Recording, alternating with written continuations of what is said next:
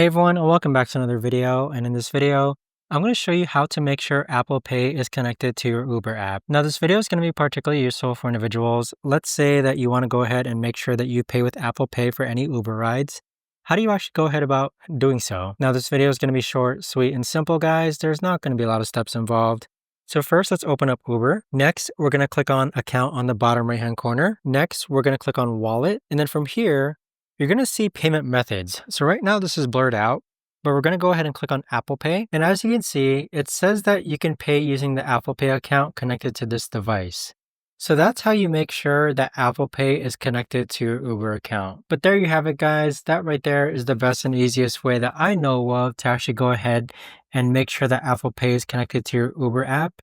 If you guys know of a better or easier way to actually do this, let me know in the comments down below. I would love to know.